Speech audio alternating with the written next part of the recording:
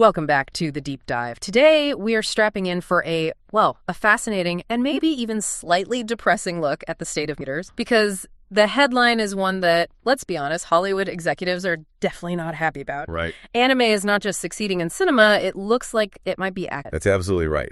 Our mission today is to really dig into the recent box office data, and it confirms pretty clearly that Japanese anime properties are performing strongly. Strongly enough to be a key factor, right, in keeping the weekend box office afloat. Yeah, a crucial factor. We're seeing this stark, really undeniable contrast between these anime successes and, the performance of the mega-budget Hollywood studios. Okay, so let's unpack this. The clearest recent example, the one that really frames this whole discussion, is the performance of the R-rated anime movie Chainsaw Man. Mm-hmm. Just this past weekend, it actually managed to top the domestic box office. It did. And what's immediately interesting there is the context of that number. The film brought in somewhere between, $15 million and $17 million. Yeah, around. Yeah. Now, look, if you compare that to a huge pre-pandemic Marvel film, that sounds modest. Sure. But in today's climate, that modest haul just completely demolished almost every other film in wide. And that comparison, that modest gross versus the spectacular fail, it really becomes this screaming indictment of the current studio model. It does. Our source material points right away to the counter. The new, supposedly guaranteed Hollywood behemoth, Tron. Right, Tron. It was just knocked out of the running, slipped way down to 5th place. Terrible performance. Yes, terrible. Under $5 million.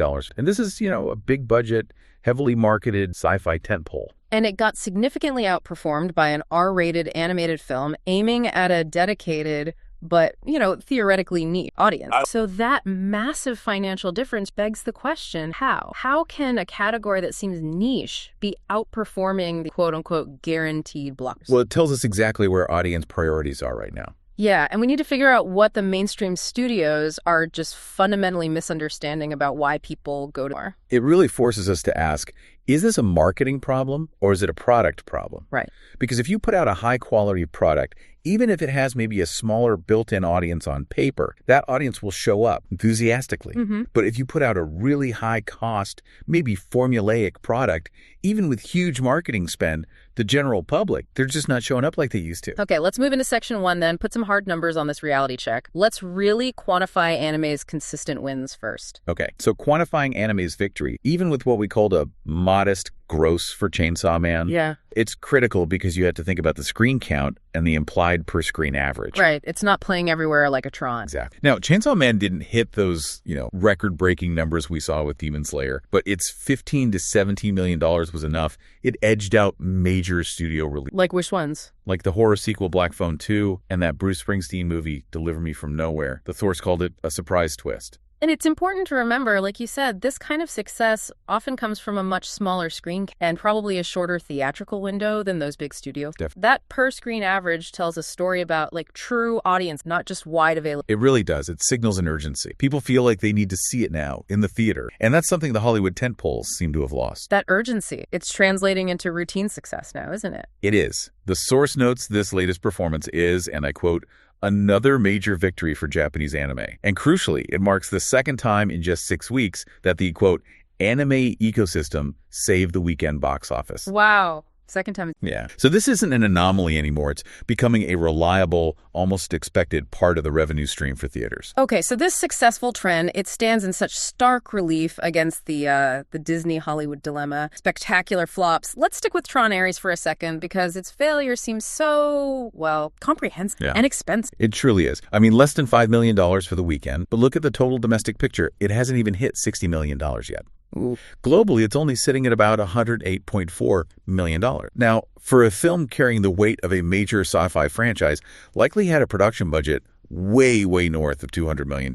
Oh, easily. That is just catastrophic performance. And that number, $108.4 million global, it gets even more damning when you compare it to other recent studio stumbles that were already considered huge problems, like the live-action Snow White. Right. That comparison is pretty sobering. Snow White was seen as a domestic failure, got tons of negative press, yet it still pulled in $87.2 million just domestic. Its global total was around $257 million. Yeah. So Tron is lagging way behind even that. A film widely considered a major. Significantly behind. It just illustrates that the baseline for what counts as acceptable Hollywood box office performance is dropping fast, dangerously fast, while the costs stay, stratospheric. Which brings us right to that fundamental financial paradox talk about, the billion-dollar problem. We hear about a studio hitting $1 billion, everyone celebrates, but what's the actual kind of terrifying financial reality behind that big... This is where you really have to dig into the studio economics. Yeah. The source observes that when a studio, and they mention Disney specifically,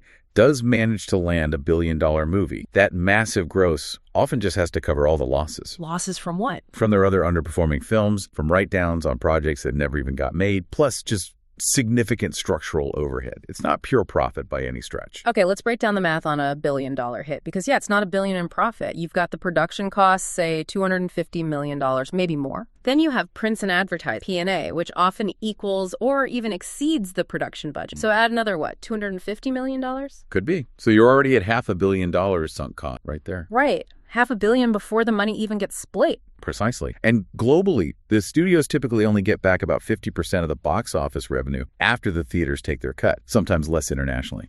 So $1 billion gross only brings maybe $500 million back. And if the production in P&A costs $500 million, well, the studio has just broken even on that specific. And that's ignoring residual costs, overhead, and crucially, all the huge losses from the other flops they released that year. Exactly. So the risk is just exponentially weighted. That single $1 billion movie usually costs dramatically more, production and marketing, than all the other underperformers combined. It escalates the whole portfolio risk. So the studio isn't really chasing profit margin on that one film. They're chasing a number big enough just to offset the systemic losses of a frankly flawed model. It creates this ridiculous cycle. They feel they must demand ever larger budgets to justify the spectacle they think they need for $1 billion haul. Which in turn means the film has to perform even better just to break even. Exactly. They're putting all their chips on one giant number. And if that number doesn't hit the absolute extreme high end, like a true global phenomenon, it might still not be enough to offset the cumulative damage from the rest of their slate. Wow. Okay.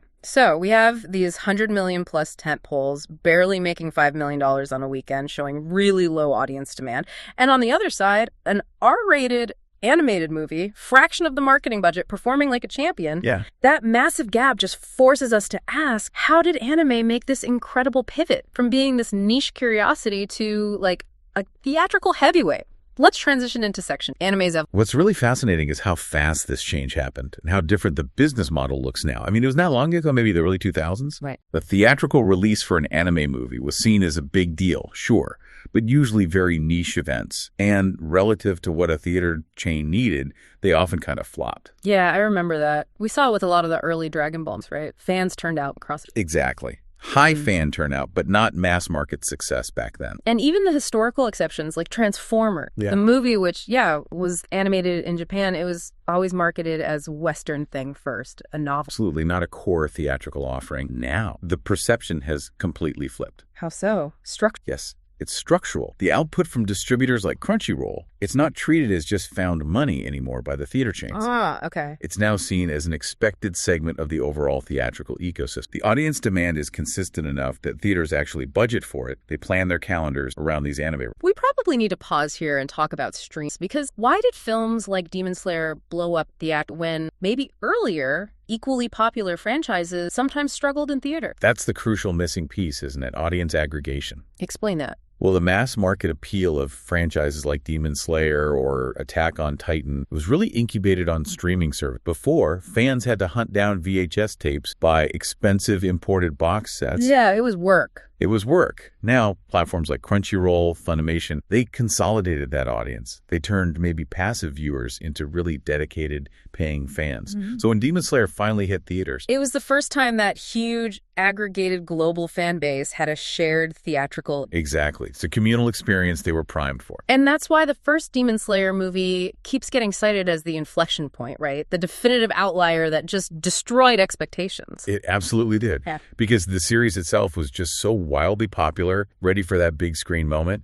It proved the ceiling was dramatically higher than anyone had assumed. And the success isn't just traditional anime properties, is it? The source mentioned K-pop Demon. Yeah, as an anime-adjacent kind of cultural phenomenon that did extremely well. It just shows that high-quality, culturally relevant, story-driven content, whatever you label it, can generate incredible turnout. That's a huge point about audience demand just overriding the old business model. When K-pop Demon Hunters did so well, theaters realized they were leaving money on the table. It was originally a Netflix release, right? But AMC actually got involved in its re-release. They did, because they saw the money they had lost out on the first time. Yeah. That's a major shift in collaboration, Yeah. driven purely by undeniable fandom. It forced theaters to kind of break their own rules about working with streamers. It really shows that if the content is relevant and high quality, the old distributors, they become less important. People will pay for that cinema experience. Absolutely. And looking ahead, this trend seems to be just intensifying. The Apothecary Diaries movie, I think it's slated for Japan in 2027.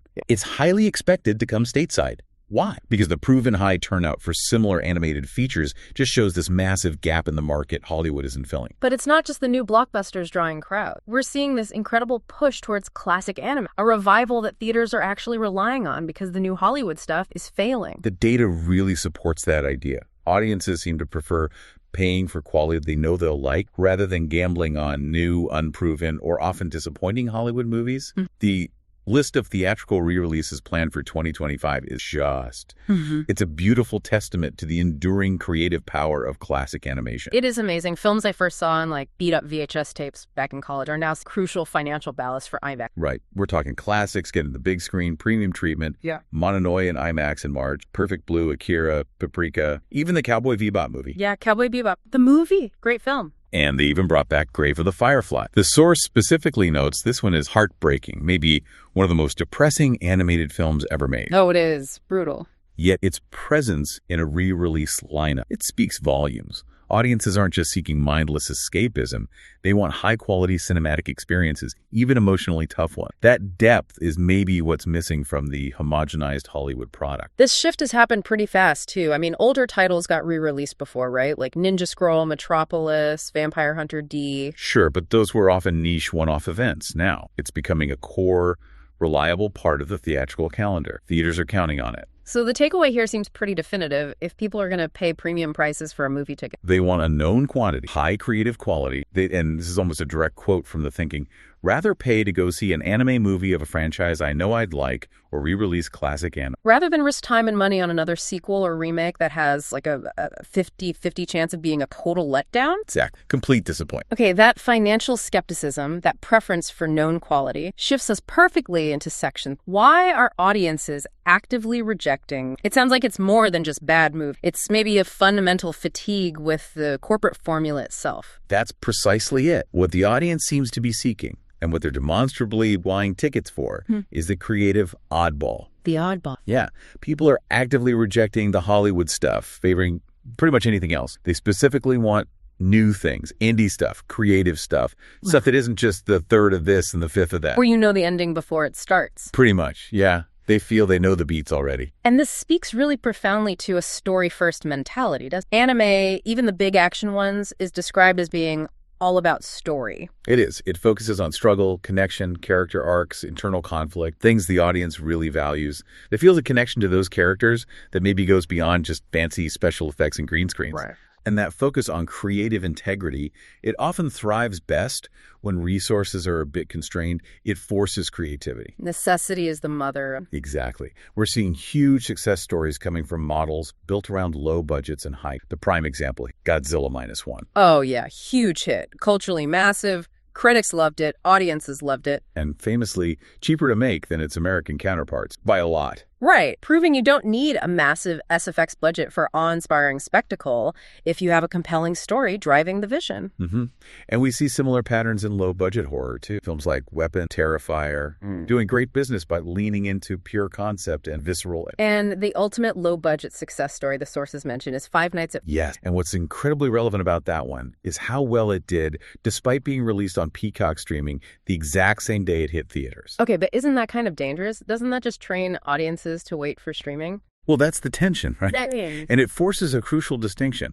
In this case, the success isn't proof that day-and-date streaming works across the board. It's the ultimate proof of concept strength. Meaning, if people are willing to pay theater prices even when they can watch it at home on day one, that's not just mild interest. That's intense audience demand. They wanted to experience that specific thing communally, immediately. Because the IP was strong. beloved, and felt authentic. Exactly. They demanded the theatrical experience for that property. Okay. But the success, it generates that massive familiar worry, the sequel trap. Ah, yes. The concern is when a creative, lower-budget model succeeds, the studio immediately abandons what worked. For the sake of maximalist production value. The source warns the immediate, often destructive response is to push for an all-celebrity cast, inflate the budget, which just ruins it. They confuse the cause of the success, the creative integrity, with the result, the high box office. Precisely. It's the lesson Hollywood seems to just never learn. The source uses Star Wars as a perfect example. Right. Initially, those films were great, partly because they had limited budgets that would be creative with practical effects, with storytelling.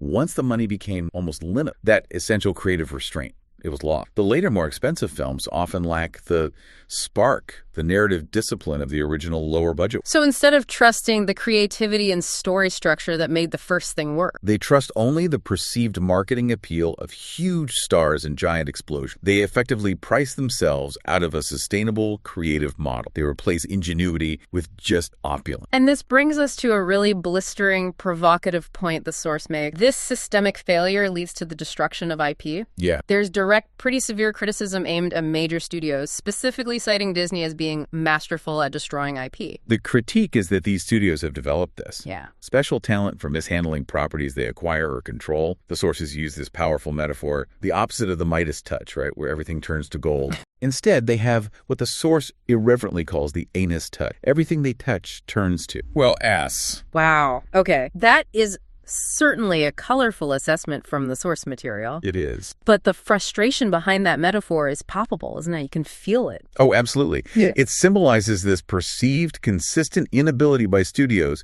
to handle creative properties effectively, to respect what made them beloved in the first place. And that leads to massive fan backlash. Right. The implication isn't that it's accidental. It's seen as a systemic failure, rooted in corporate decision-making that prioritizes maybe formula or ticking boxes over genuine creative risk and respecting the source material. And when we look at examples of this alleged destruction, the sources point to various Star Wars, Marvel content, maybe prioritizing certain messages over narrative coherence. You see exactly why the audience might be desperate for content untouched by that. Inus touch? Exactly. Yeah. The success of anime, of low-budget horror, it shows they're willing to pay to escape the perceived destruction of their favorite universe. Which leads us right to the biggest fear for anime's theatrical. This forms the basis of our Section 4, the threat of westernization and cultural integrity. The fear is that this successful oddball stuff will inevitably become the next target for that same homogenization process. The concern is very specific, and it's rooted in Hollywood's long, often painful track record with adapting culturally specific property. The fear is that Hollywood execs see anime's box office success and inevitably try to weasel their way into it. By attempting to westernize the shut out of it, to quote the source directly. Okay, and what does the source label this? This is what the source calls the parasite concern. The idea is that certain producers or studio heads see where the cultural heat and money are flowing right now, anime and video games, and they try to weasel their way into it. With the intention of what? Changing it. Yeah, controlling the narrative, changing character designs, maybe smoothing out the sharp cultural edges to make it supposedly more palatable for a generic Western mainstream audience. But the consequence of doing that, it's fatal, right? Because they risk removing the very things, cultural aesthetic narrative that made it popular. Precisely. They strip away the authenticity, story focus,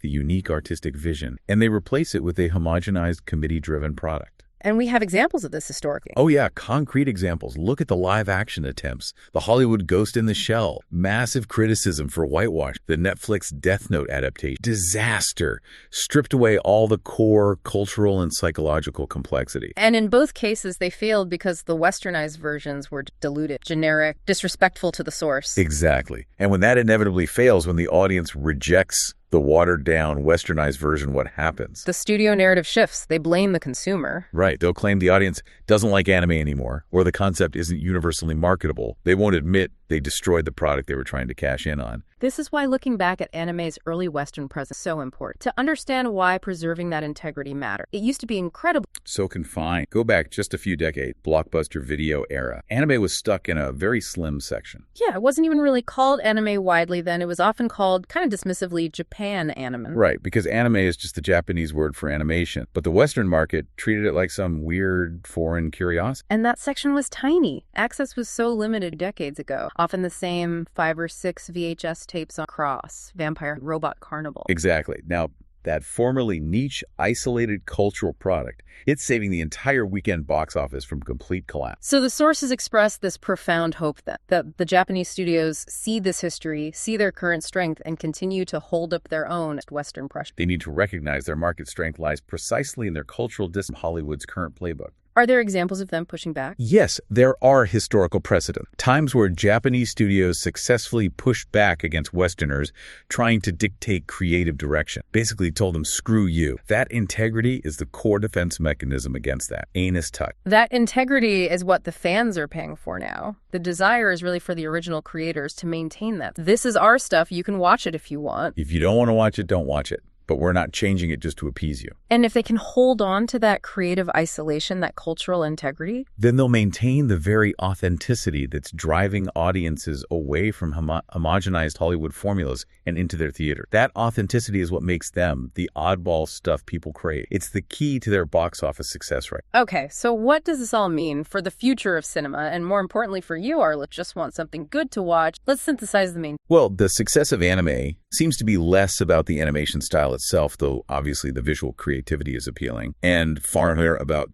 the demand for creative story-first content. Content that hasn't been diluted or processed through those formulaic corporate development cycles? Exactly. It's the focus on emotional connection, on narrative stakes that seems to be winning. And the box off, putting Chainsaw Man's success right next to the spectacular financial faceplant of Tron. It shows this crystal clear audience rejection of what? Of homogenized, expensive, risk-averse Hollywood. The audience is literally voting with their wallets for anything that feels new, creative, or maybe most importantly, the audience is demonstrating they prioritize quality storytelling and creative vision, even if it comes from unexpected places and gets labeled niche. Right. The whole idea of a guaranteed blockbuster seems dead if the content itself feels creatively bankrupt, engineered just for maximum demographic appeal instead of maximum story impact. Which leaves us with a final provocative thought for you, the listener, to chew. If creativity and story are demonstrably leading to box office success, and low-budget films like Godzilla -1 prove you don't need billion-dollar budgets to connect, will the major studios finally learn? Learn to actually foster genuine risk-taking internally. Yeah.